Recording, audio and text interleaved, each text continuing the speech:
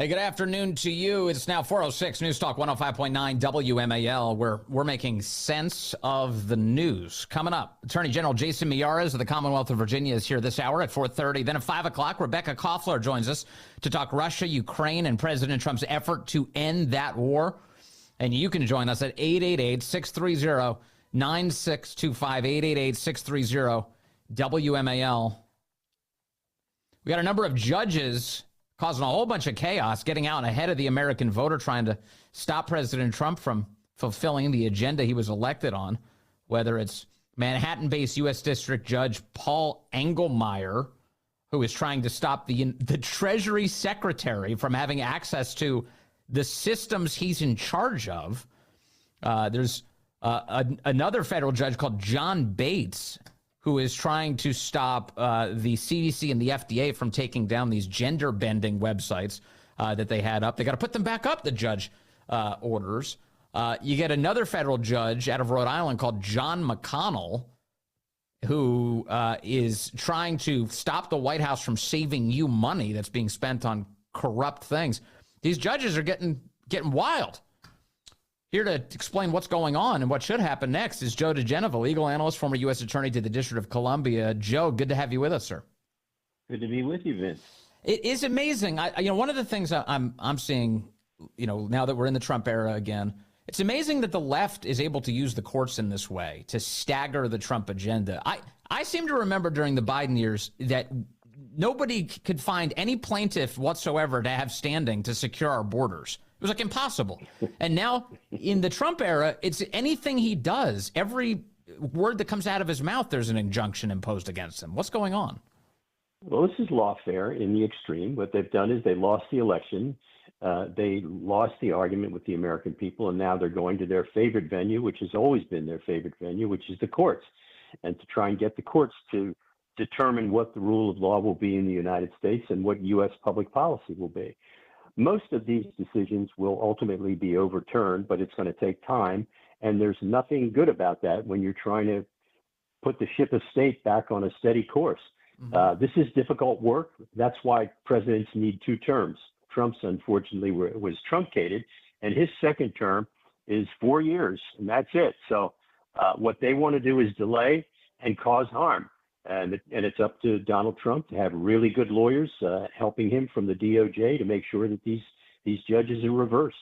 One of the basic elements here is the matter of spending and wise spending. Obviously, Congress appropriates funds, but the president, as the chief executive, actually administers those funds.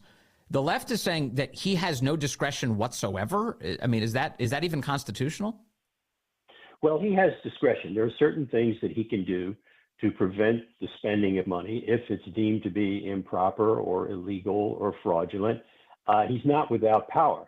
But the problem is the power has been vaguely granted ever since they passed the Impoundment Act to prevent presidents from stopping spending money. So this is a very murky area.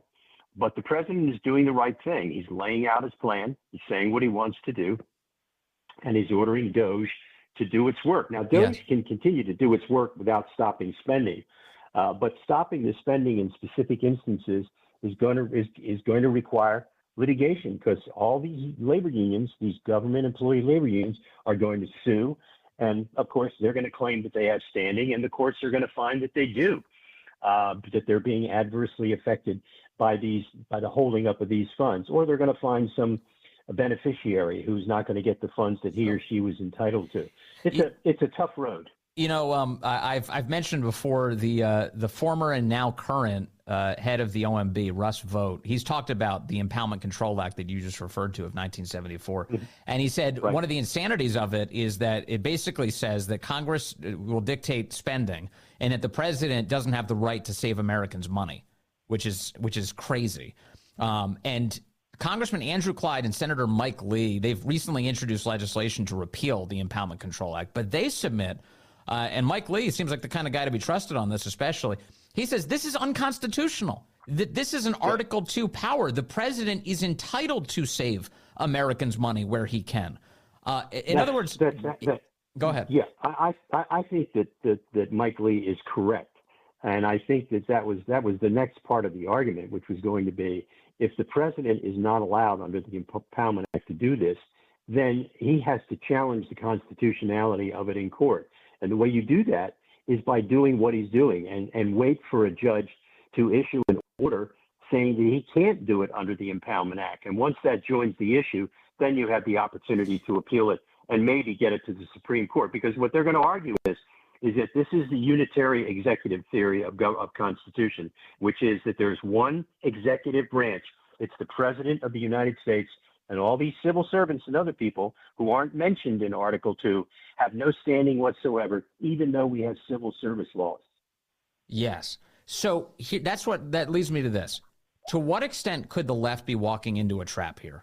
That's what I want to explore, because it seems to me. So, for instance, the executive order that declares that illegal immigrants are not entitled to birthright citizenship for their children in the United States. That executive order seems like it's explicitly built to fight its way through the court in order to resolve the constitutional questions there. Is the left walking into a trap of sorts? Is this the kind of thing the White House desires, that this works its way up to the court so they can finally spread their wings and start working on behalf of the American people? Well, even if they don't desire it, it's what's going to happen. I mean, the litigation against the president's policies is going to continue, and they are going to work their way up through the court. So whether the administration wants it or not, although I'm sure they'd rather just have no lawsuits filed, right. But if they're going to be filed, they would prefer to win. And, birthright citizenship is up for grabs. The spending, the impoundment issue, that's up for grabs. So there are some very serious core constitutional issues. The problem I think they're going to face is, I think John Roberts has gotten cold feet.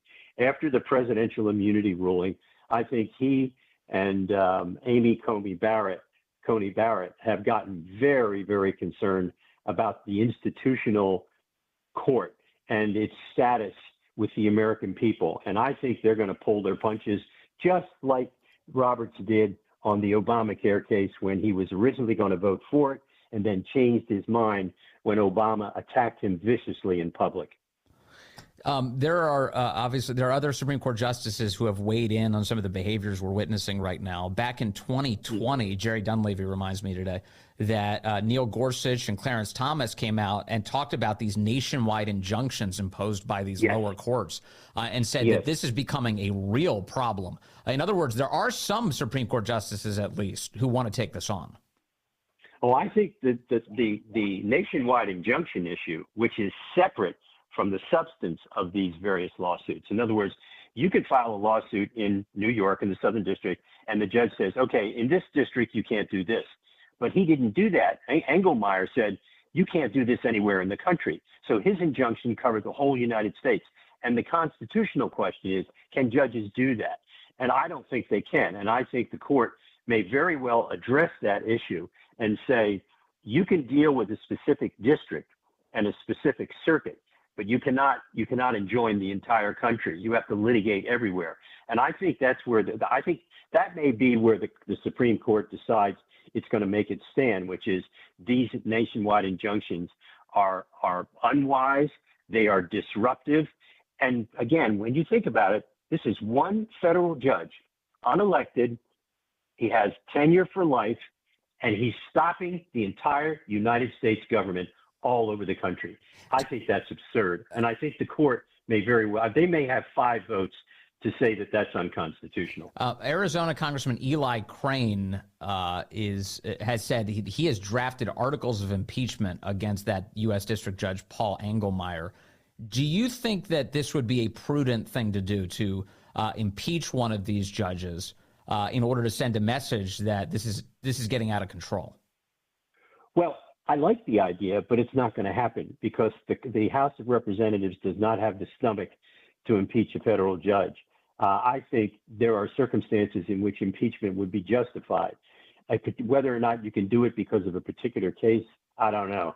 I mean, and I don't think there's any law on that. Whether or not, you have high crimes and misdemeanors to justify impeachment, or you can say that federal judges serve they have a lifetime as long as it's for good behavior, that they maintain good behavior. It's going to be tough to argue that this type of ruling is not good behavior, but I think the fact that people are introducing articles of impeachment is good. I think it gives people a chance to understand, if it's properly explained, why this is being done and how federal judges, in the view of some people who are elected officials, federal judges are going beyond their authority. By the way, this is something the Supreme Court can deal with. They can slap down these nationwide injunctions. So can Congress. By the way, Congress can pass a law because they have complete control over the jurisdiction of federal courts. They can say that district court judges may not issue nationwide injunctions. They have the constitutional authority to do that. And I don't know why they haven't done it anyway. It's been such a horrible problem. And also, like, the left is obviously like court shopping. They're picking courts that will do this, and clearly. so Rhode Island, Boston, New York. Give me a break.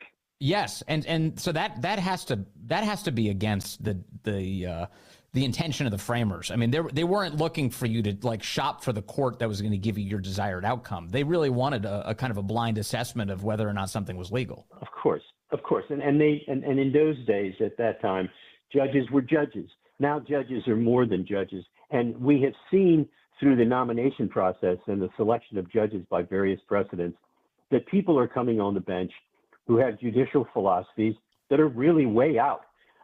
Certainly among some of the Democratic nominees over the last few years under Biden and Obama, some of the people who were put on the bench were simply outrageous. And the thing that offends me is how a lot of Republican senators say, well, this is not a person that I would nominate, but if the president wants this person, I'm going to vote. But I'm going to vote for it. Well, that's nonsense. If the person isn't qualified, you vote against them. This is what Lindsey Graham does all the time. He votes for everybody, and he expects the Democrats to reciprocate. And of course, they never do, and they're never going to. It's amazing. In fact, one of these judges out of Rhode Island, appointed by Obama, Judge John McConnell, who I mentioned before, is like the guy is on tape comparing Trump's first term to the Civil War and Jim Crow. He said that President Trump should have hired fewer white people to be judges. He's insane, and yet he is imposing like these crazy injunctions on a nationwide level. Those tapes have just become public in the last 24 hours, and I think they should be used by the Justice Department to force him to recuse himself. He clearly has an animus toward this administration and cannot be neutral and detached, which is what the judge has to be. I just saw those tapes today before coming on your show, and they are appalling. I mean, this guy is a screwball. Yeah. Lastly, Joe DiGenova, I was talking in the last hour about this talking point that the left is using, that somehow Trump is bringing us into constitutional crisis. But I can't help but notice that it was Joe Biden who literally invented that you could add an amendment to the Constitution of the United States, that multiple Democrats attorneys general were held in contempt of Congress, and then they refused to actually pursue any charges against them because Democrats controlled the Justice Department. The list on this is endless. What do you think of this constitutional crisis talking point? It's the nonsense that the Democrats have devolved into. They like catchphrases. Constitutional crisis is their way of saying we don't have any policies, so we're going to scream that everything is the end of the world. And of course, this is utterly nonsensical. There's no crisis. This is a president implementing policy that he was elected to implement. The Democrats don't like it. And so what they're doing is they're litigating, screaming and yelling, and, basically making false statements. I haven't quite figured out what the constitutional crisis is. Congress is objecting. They're doing stupid things in public, which they have the right to do. They're going on the floor of the House and the Senate, and they're making their speeches. What's the crisis? The crisis is the Democrats haven't accepted defeat, and they haven't accepted, and since they don't have a leader and they don't have ideas, they swear and they curse and they drop the F-bombs in public. I mean, I know you've watched these people singing and doing these idiotic performances in public, and I don't know what it takes to embarrass them. I mean, I don't know. What kind of people are they? Where's the dignity of public office? Good Lord. Yeah, they're totally shameless. Hey, Joe DiGenova, you are great, and I always love talking to you, sir. Thank you for coming on today. I really appreciate that. All right, let's go to the phones. I got Marvin calling in from Washington, D.C., line 2. Marvin, you're on the... Oh, he's not on the line anymore? Oh, I lost Marvin. All right, let's get John and Culpeper in here. How about that? Line 4. Hello, John. You're on the Vince Coglianese Show. How you doing? How's it going? It's going good, John. What's on your mind? All right. First of all, I don't know why Trump just didn't ignore those orders like Biden did. Mm-hmm. You know, I don't understand it. And well, it sounds like one reason is that he wants to force this to go to the Supreme Court so that these judges get out of his way for good. Well, that would be nice. We'll see if that happens. And second of all, the illegal crisis, why don't we take those people and put them in Gaza? Let them rebuild it. Let them rebuild Gaza. I think the goal for Gaza is to get everybody out of the way so that we can rebuild it. I guess you're talking about some of these illegals becoming a part of the construction crew. I'm certain that the president's got expansive views on how to get this done. That might be one of them, John. But we'll see if that happens. Thank you, John. Yeah, actually, on the international front, we've got a lot of news developing today about President Trump's efforts to get all of it under control. You see this week, Jordan and Egypt now contemplating how many Palestinian Arabs they may take in from Gaza as President Trump tries to get that under control. Also, we're seeing a couple of things shake loose between Russia and Ukraine. We'll talk to Rebecca Koffler coming up at the top of the hour. But before we get there, the Attorney General of the Commonwealth of Virginia, Jason Miyares, joins us in just moments. A lot to talk about, including an out-of-control Soros-funded attorney in Fairfax County and the protecting women's sports in Virginia. It's been a longer fight than necessary. We'll discuss it all. News Talk 105.9 WMAL, making sense of the news.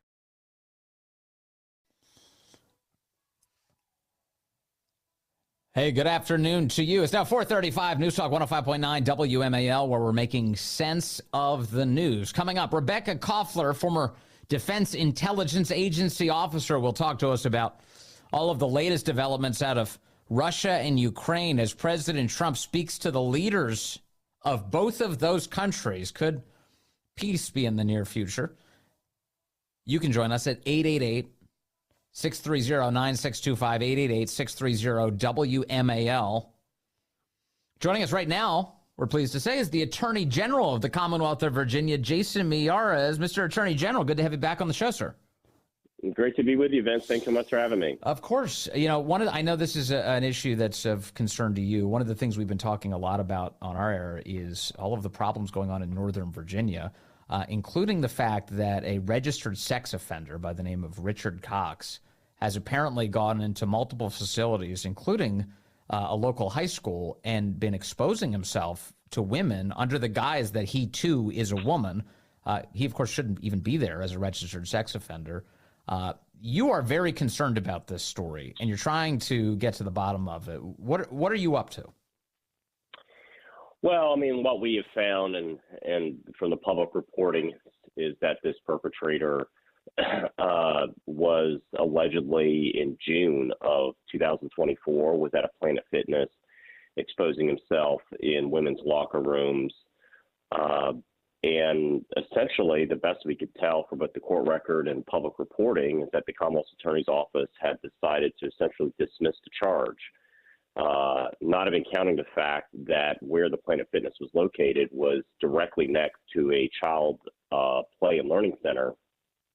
This perpetrator was already a Tier 3 sex offender, and they're prohibited from any type of extended presence within 100 feet of a child day program.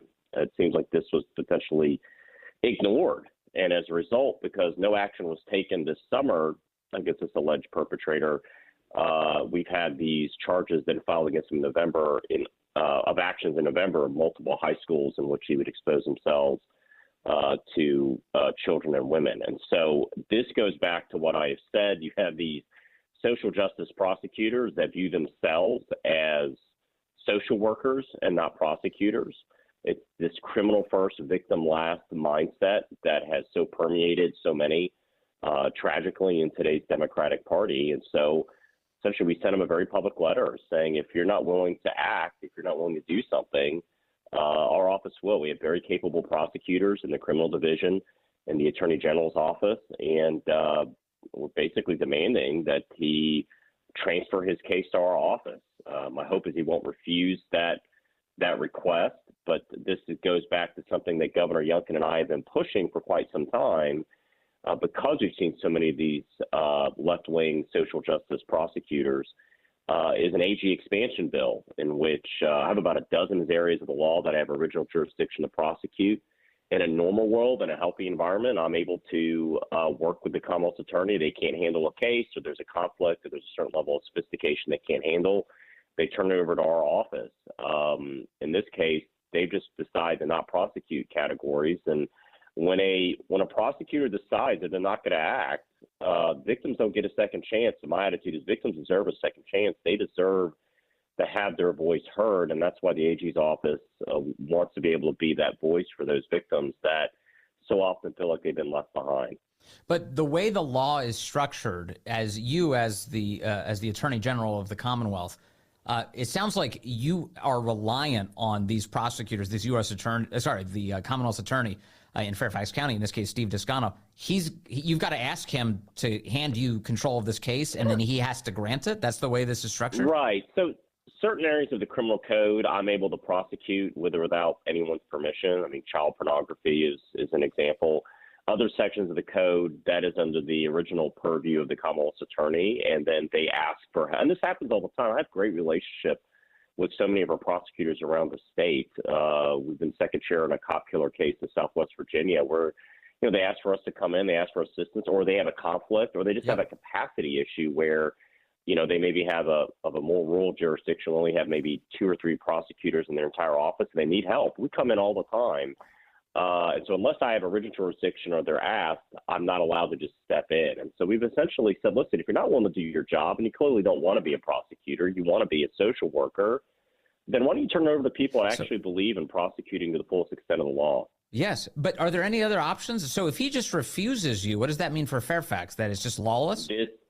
It's just lawlessness. And this is exactly why the last several years we've had a bill that would expand my authority for exactly cases like this where a local prosecutor is simply refusing and is not doing, crimes against children, things of that nature, that we can go in and we can go ahead and prosecute when a local prosecutor refuses to do so. So it's a bill that keeps dying on a party line vote in the General Assembly. We're saying that yet again, when prosecutors, left-wing prosecutors, are refusing to do their job, I'm ready and willing and able to step in. And so we're asking for that authority to allow us to do it with or without their permission. But in certain areas of the law, we have to get their permission first.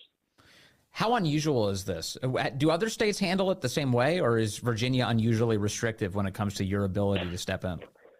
No, believe it or not, there's some states where the Attorney General's office has no criminal division whatsoever. Believe it or not, our criminal division in the AG's office is the largest division we have in the Attorney General's office. I'd say we're probably medium. I mean, some states, the AG has pretty broad authority over their local district attorneys. We obviously call them Commonwealth attorneys here in Virginia. That's not something I have right now. But the level of frustration that I have heard from so many victims, particularly in Fairfax, in these other areas that have had left-wing prosecutors, it's really heartbreaking because, Vince, if you talk to these victims, the one thing they are so paranoid is they just don't want to be a statistic, right? They don't want to be one more person that is just one more number, yes. Right? They have something that has happened in their life that has been traumatic. It's turned their life in some cases upside down, and they don't just want to be another number in the court system. And when things like this happen, when somebody was brave enough to file a complaint and call the police, and then they're essentially told, you know what, this case isn't moving forward because the prosecutor isn't going to prosecute it, that's just heartbreaking. And yes. A number of times I heard from victims, I had a roundtable with just victims from Fairfax. We had so many people wanting to come see me, we had to move the meeting to the Library of Virginia. That's how many victims wanted to come talk to me. They were overwhelmingly from Fairfax, and it was story after story of him either dismissing charges, doing the bare minimum, anything with a mandatory minimum, getting rid of. Obviously met with a family where the child was 5 years old, had been raped over the course of a year. Horrific. This perpetrator was eligible for a life sentence, and Descano reduced the charge. He wouldn't be eligible for a possible life sentence. It was case after case that you see that, and so many residents are so upset of that. And you talk to retailers as well. I mean, he won't prosecute petty larceny crimes, anything $1,500 or less. We won't prosecute it because it's technically a misdemeanor where you've essentially legalized theft. So I've heard from so many shop owners that are frustrated of what's happened with the larceny and the shoplifting that's happening. And those are all passed on to consumers, as you know. So it's a real problem we've been trying to fix. And so sometimes the only thing you could do is just call somebody out publicly. Has he responded to you in any way? Last I checked, he had not. He had not responded. So maybe he made some statement on social media. But let's just say my hopes of this are low because I think, Thomas More said it's never too late to do the right thing. But I don't have much confidence in Descano's ability to see that on this situation. I don't know. I mean, I assume based on everything you're saying that you consider this guy to be a public menace. This is a very dangerous person to be in a position of power where he's allowing all of this to happen to the residents of his own community. Well, it's a dereliction of duty. He's taken an oath of office to be the prosecutor. I mean, the sad thing is when you hear these interviews with these type of social justice prosecutors, they walk into a courtroom and they actually see two victims. They see the victim of the crime, and they see the defendant as a victim themselves, as a victim of, quote unquote, the system or the victim of society. And so you don't really have that mindset that you should have, which is you're the voice for the victim. You're the voice for the Commonwealth. Your job is to prosecute and prove your case beyond a reasonable doubt. Obviously, the defendant has his own protection. He has his own defense attorney. The burden is on the prosecution to prove their case beyond a reasonable doubt. It becomes really distorted when the prosecutor seems to be over and over again having more sympathy for the defendant than for the victims. That becomes a real problem. And we've seen it really impact the quality of life in a community. When that happens, I like to say nobody should be looking over their shoulder in fear in Virginia, but you see that happens. People are they look over their shoulder in fear when local prosecutors don't do their constitutional mandated duty. We're talking to the Attorney General of Virginia, Jason Miyares. I want to ask you about a different issue in Virginia this week. The President of the United States signed an executive order forbidding men from playing women's sports and vice versa, and saying that your federal funding will be on the line if you continue to allow that to occur. At first, the Virginia High School League seemed like it was an open rebellion against this, saying that they would continue to allow boys to play girls' sports. I saw then subsequently that they reversed that decision and have surrendered to common sense here. They say that now that boys will only play boys' sports and girls will only play girls' sports. There's also the Virginia Independent Schools Athletic Association who came out and said the same exact thing. Why was there resistance to this in the first place, and what's going on inside the Virginia school system?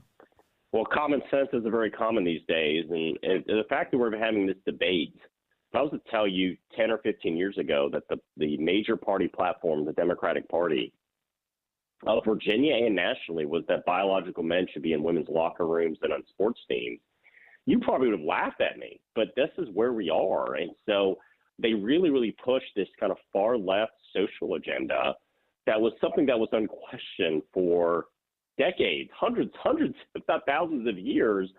And suddenly they're pushing this. And so now I think the main thing they're seeing is their legal exposure is massive. You saw the female athletes on the University of Pennsylvania swim team have filed a lawsuit now against UPenn. I mean, think about just basic Title IX sexual harassment, hostile work environment. Think about suddenly these are women walking into a locker room with no warning, seeing a biological male walk around naked in their bathroom. I remember meeting with one of the UPenn swimmers who said she was so humiliated with no warning that she felt like she had to go into the janitor's closet to change into her swim gear.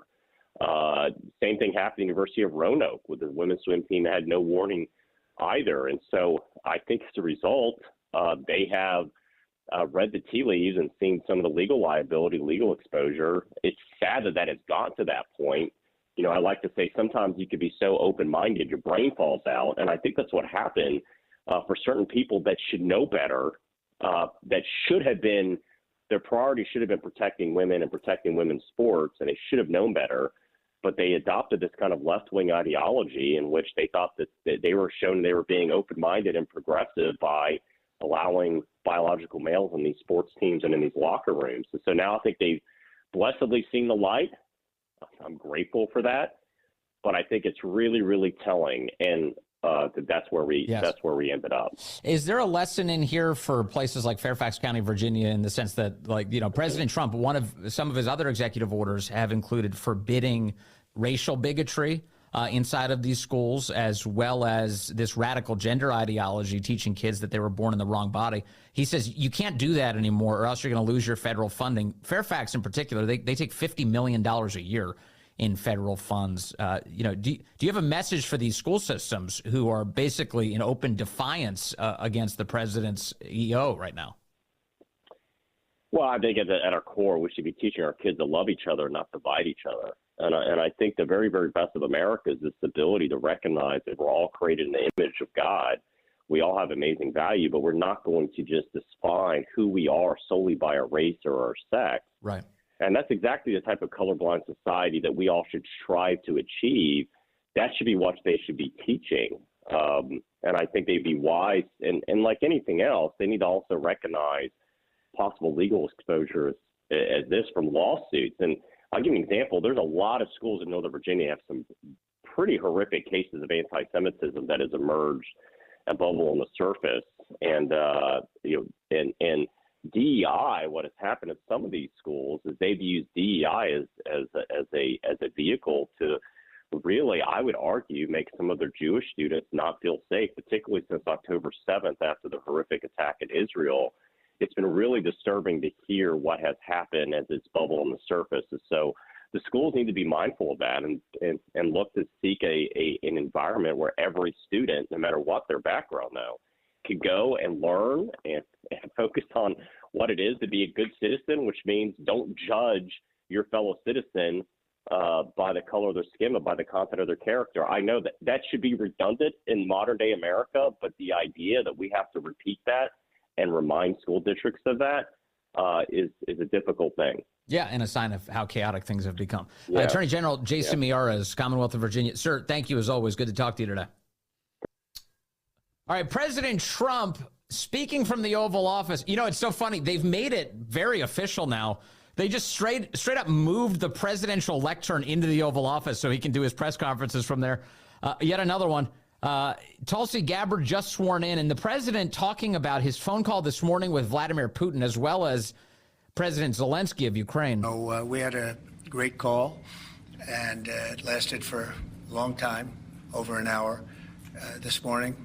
I also had with President Zelensky a very good call after that. And I think we're on the way to getting peace. I think President Putin wants peace, and President Zelensky wants peace, and I want peace. I just want to see people stop getting killed. We're very far away from that particular war, but that's a vicious war. Probably 1.5 million soldiers killed in a short period of time. I've never seen anything. I have pictures that are, you wouldn't believe it. You wouldn't believe what you have to look at. Young, beautiful soldiers that are just being decimated. And it would be nice to end it immediately. But we had a very good talk with, people didn't really know what President Putin's thoughts were, but I think I can say with great confidence he wants to see it ended also. That's good. All right, there's President Trump. A little bit of an update on his phone calls this morning, talking to all of the parties involved. There are a lot of moving pieces right now. We just got an American citizen back from Russia. We gave them a Russian crypto criminal in return. President Trump trying to leverage all of this into ending the fighting over there and save some lives. We'll talk to Rebecca Koffler in moments about what all of this means.